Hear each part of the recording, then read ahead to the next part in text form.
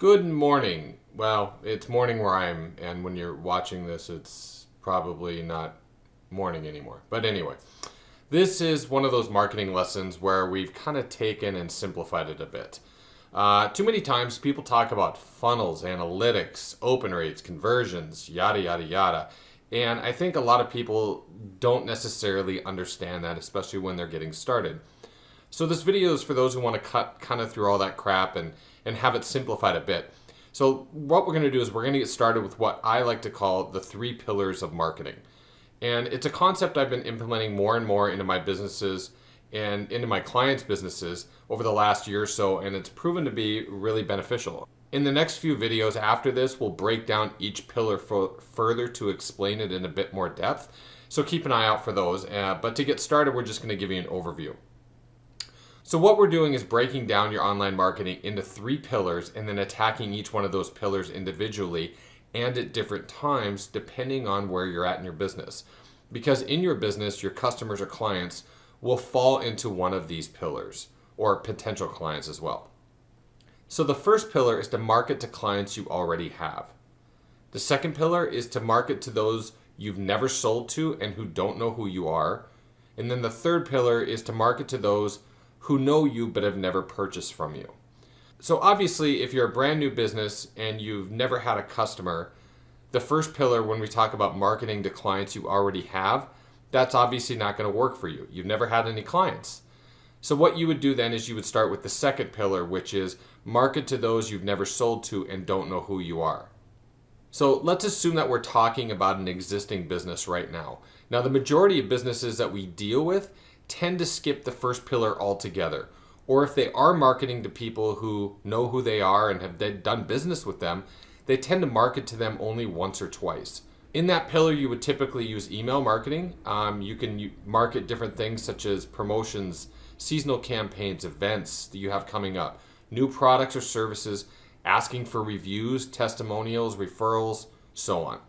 Now, the second pillar is marketing to those you've never sold to and don't know who you are. And that's where people tend to spend the most time and money. When you start marketing, a lot of people are like, well, yep, that's where we're going. We're just going to be laser focused just to those people, which is obviously a big mistake. You're leaving a lot of money and a lot of low-hanging fruit on the table. But when they stick to the second pillar, they seem to forget the other 2 pillars completely. In the second pillar, we'll typically break that down into 2 areas: free advertising and paid advertising as well. Now, free tends to be very slow. It could take a long time before it starts to show results, but you want to make sure that you take advantage of it, as over the long run, it can be a very profitable area for your business. Free advertising can be as simple as completing and optimizing a Google business listing, a Yelp profile, putting your business on Angie's List. Maybe that's not free anymore, but you get the idea. Or scouring Facebook groups, connecting with people who might be looking for a service or product that you offer.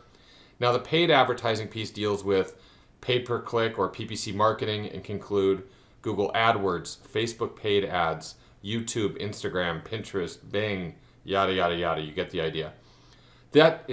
Paid advertising is the quickest way to get new customers for your business, but it will always be the most expensive. And you can probably see right now why most people spend most of their time on the second pillar, is it typically is the one that brings in the most business. Now, the third pillar is marketing to those who know you but have never purchased. Now, those can be people who you've given estimates or quotes to before, people who have visited your website, potential clients who saw you at a trade show, etc. Now, this is where things like retargeting or remarketing, the terms are interchangeable, are introduced. Now, don't get stuck in the terminology. As I said, it was just, we're just trying to keep things simple. But I'm sure you've seen retargeting being done on you before. So to show you how this works, simply go to Amazon.com. Look at any product by clicking on that product, and then go to that product page. So scroll around, take a look at that product. Now, spend 30 seconds to a minute on it, whatever it might be. Now, over the next few days, if you happen to be cruising around online, visiting some news sites, other websites, you'll more than likely see ads for that product that you clicked on Amazon. So for example, I know CNN uses Google paid ads. If you go to CNN.com and click on a news story, if you scroll down, you'll probably see ads for the product that you took a look at. So how do they do that? Well, when you're on that product page, they put what's called a pixel on your computer. Now, some people that freaks them out, but don't worry. It's just basically just one little tiny piece of code that just says, hey, this person saw this product. So when you later visit a website that uses those advertising platforms, they see that pixel on your computer and it lets them know what types of ads to show you. Now, when people get worried about that or weirded out, wouldn't you rather see advertisements for products that you're interested in versus something for like baby strollers? You know, I don't have babies anymore. My kids are a little bit older. I don't want to see ads for baby strollers. I'd rather see ads for things I'm interested in. And that's kind of the way I look at it. So that's called retargeting or remarketing. And you can market to potential customers using that pillar in many ways. And use that with Google display ads. You can use that with emails, abandoned cart features. It works really well with abandoned carts, and people add stuff to their cart, fill all their info out, but maybe don't fill their payment information out and they go away. You can market those same you can market an ad to that person who didn't fill out their payment stuff and say, hey, come back, we're over here. We'll give you 10% off if you buy in the next 48 hours. That works really well. You can market to Facebook likers or followers, so people who know who you are, maybe haven't purchased, in other ways. But we'll dig more into those in the following videos. So those are what we call our 3 pillars of marketing. Stay tuned and we'll be releasing a breakdown of those 3 pillars and how to best use them to your advantage. All right, we'll talk soon.